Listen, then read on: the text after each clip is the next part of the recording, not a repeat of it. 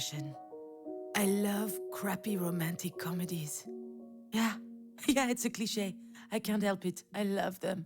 All those movies have that scene, you know? The girl is at her wit's end. She's been crying her eyes out, her makeup is running, she looks like a zombie. She's done. Which is when Ryan Gosling knocks on her door to coax her out. Miss.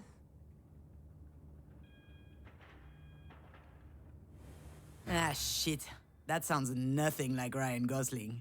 See, this is the problem with my life in a nutshell. It's not romantic, and it's certainly not a comedy. All right, where am I? What happened?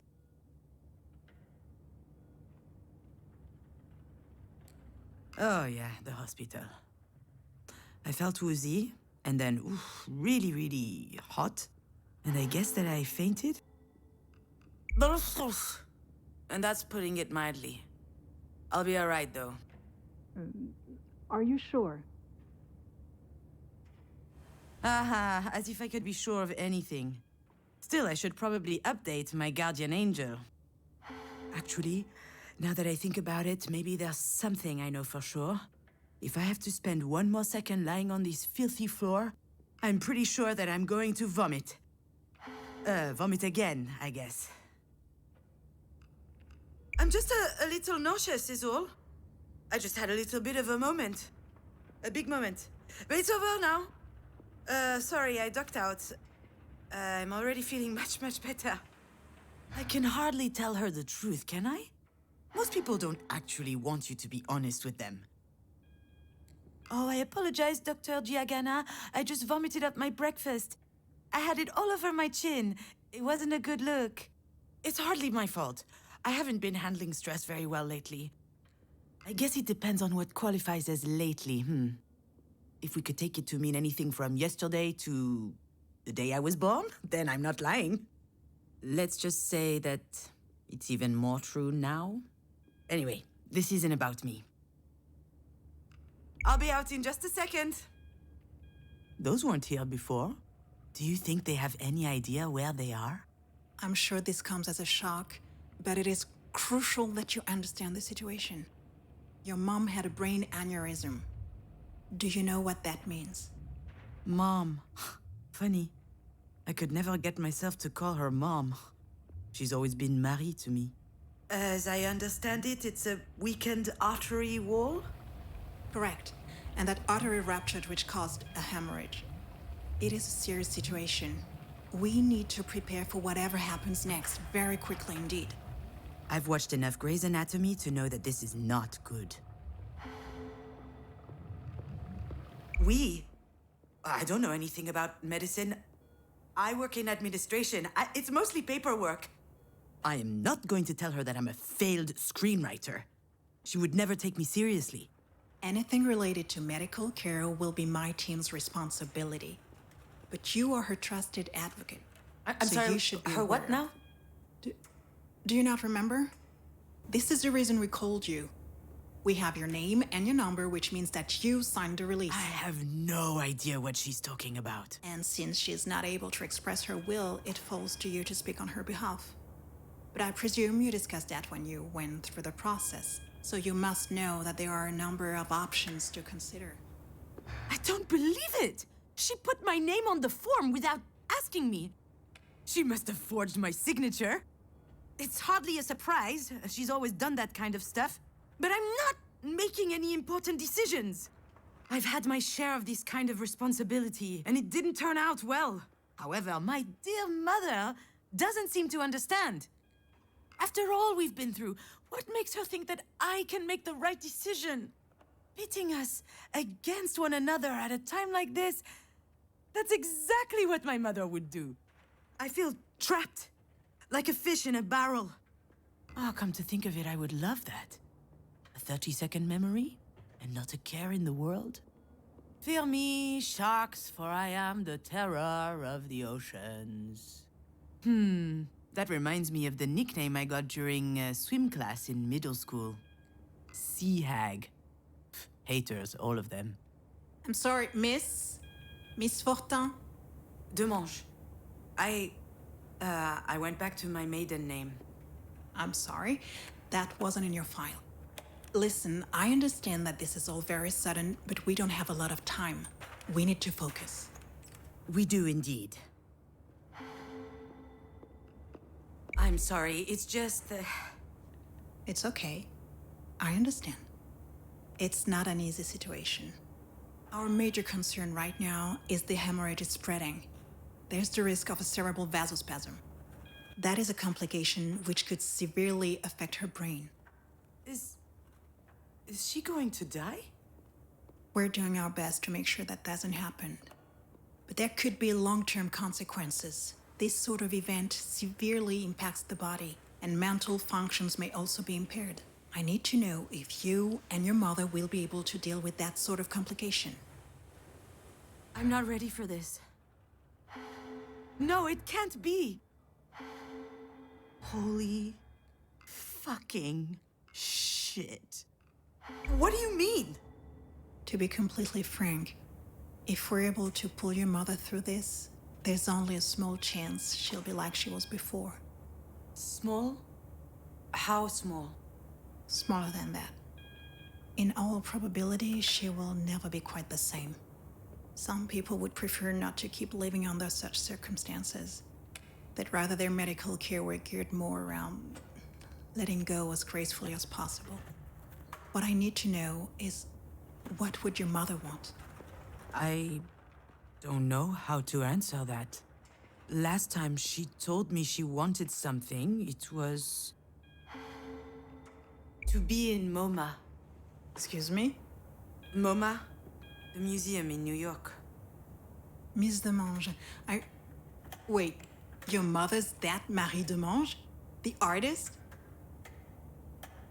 Ah, there it is. Works every time. Once people figure out who Marie is, snap! Their whole demeanor changes.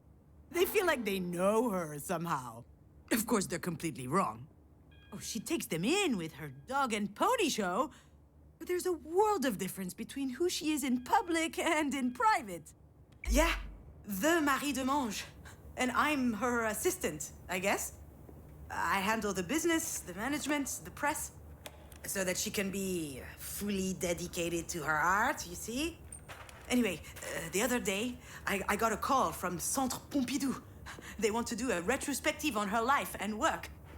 Can you imagine? The billboards, the crowds, the press, the whole shebang. And I'm like, hell yeah! I hop into my car, I rush over to tell her. I run into the workshop, yelling, and you know what she said? Did you hear from Mama? Ugh.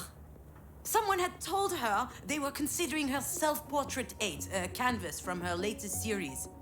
A whole exhibit in Paris, on the other hand, she didn't care. So, that's my mother. Most of the time, I don't know. I have no idea what she wants. I know what I'm asking isn't easy. I can give you a little time to think. Like that would change anything. Yeah. I suppose I need to think about it. I'm sorry, I gotta go.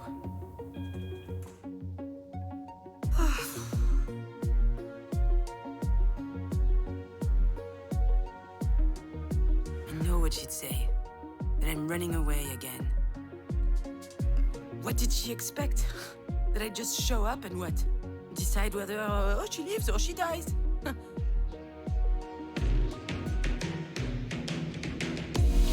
don't even know how I'm supposed to make it to the end of the day, let alone... Oh, what the...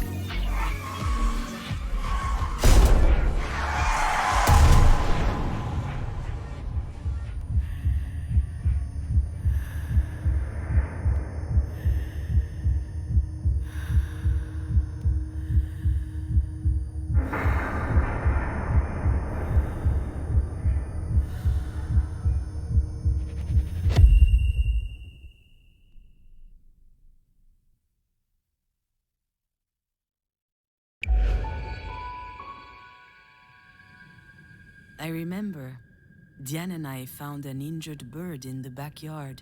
It was tiny.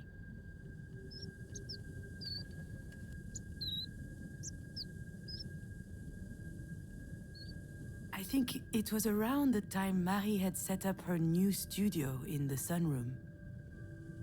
Now that I think of it, that was also my first experience with death. In fact, I also had a really weird dream that night.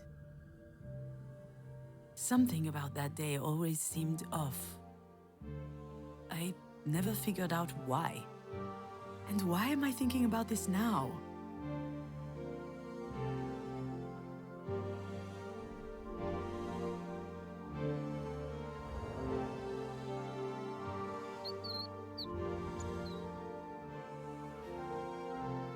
Back then, Marie wasn't very well known, but she was hardworking.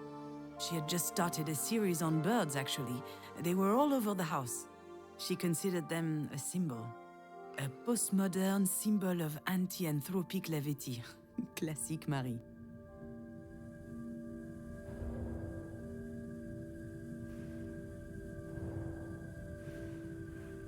I think I saw a big shadow moving down the hallway that night. I imagined a monster bird was visiting us. For a long time, I thought it was just a strange dream.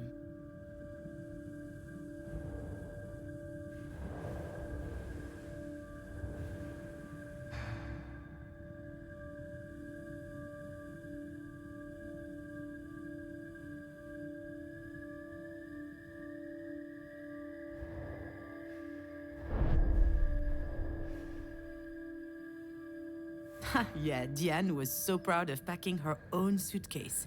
Her father came to pick her up that afternoon. She spent the weekend with him and her stepsister.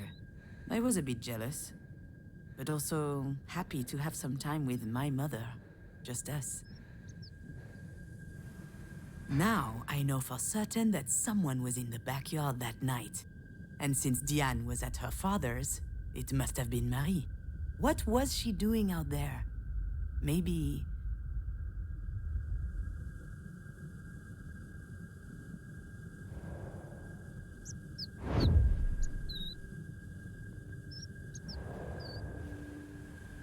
Marie was always quite passionate about birds. So I suggested we keep this one as a pet once it got better. I could already imagine it. A beautiful cage tucked in the corner of the studio. She got so mad. At the time, I didn't understand why she reacted like that. But now... Marie told us she'd take care of the bird, so we went back to playing. I never saw it again. And when I asked what happened, she said it just flew away. I was so relieved.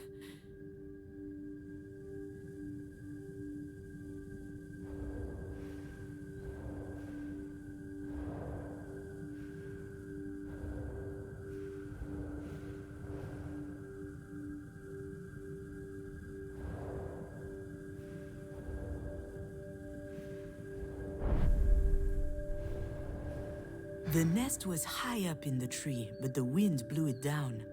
The bird was obviously young. It was a big fall. It must have been badly hurt. I didn't realize it at the time.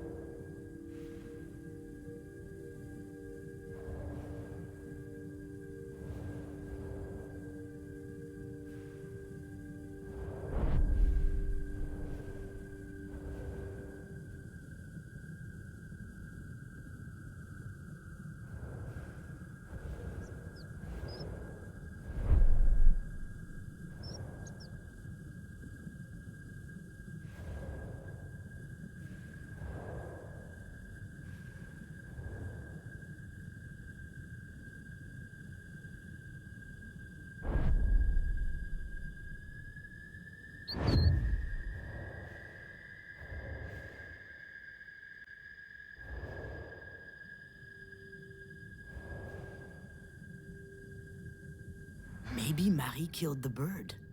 That's what she was doing out there in the middle of the night, burying it in secret.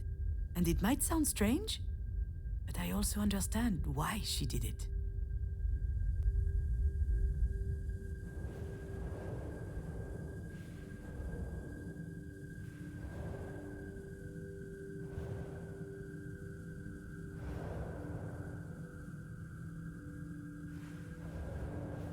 Marie is really an astonishing person, you know?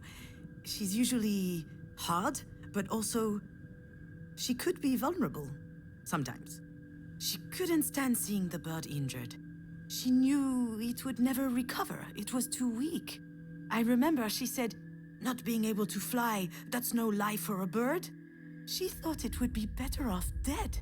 She could have just abandoned it, let things run their course. But I don't think she did. I think she killed it with her own hands. It sounds cruel, doesn't it? But that's just Marie. That's her outlook on life. She's all or nothing.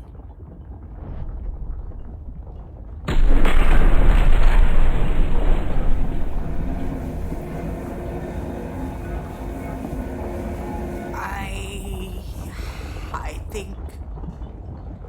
My legs are shaking. Maybe I'm having another turn. I think I need a sugary drink. Understood.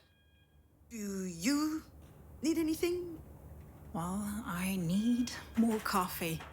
But if I drink another one, my stomach's going to declare war on the rest of me. I'm not ducking out. Not this time. After all, isn't this what Marie wanted? I just can't speak on my mom's behalf.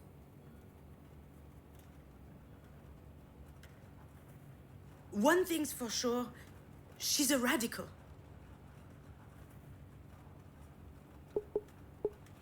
She's all or nothing, all the time.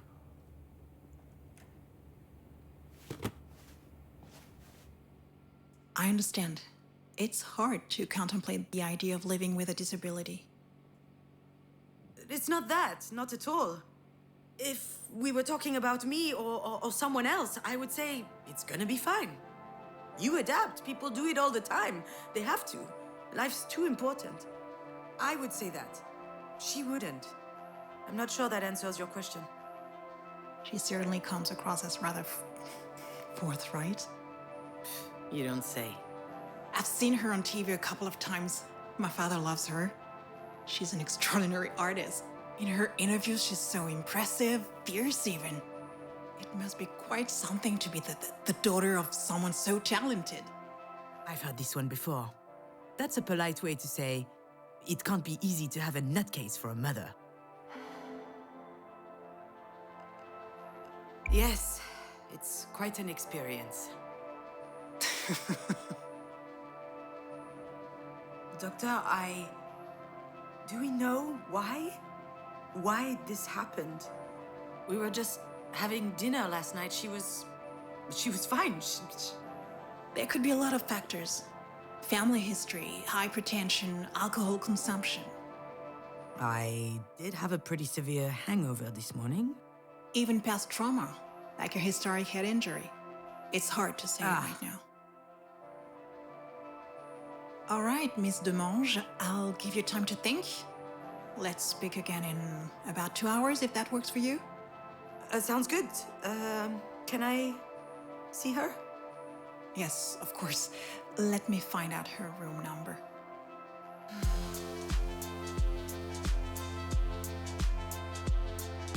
I know what I have to do, what I should do.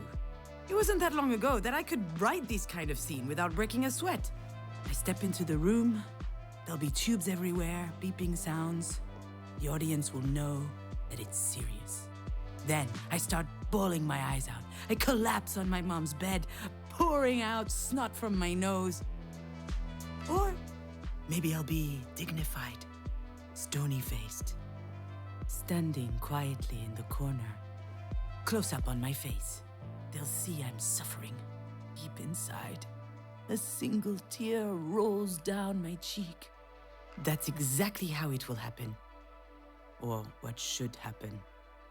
There's just one problem. I really must.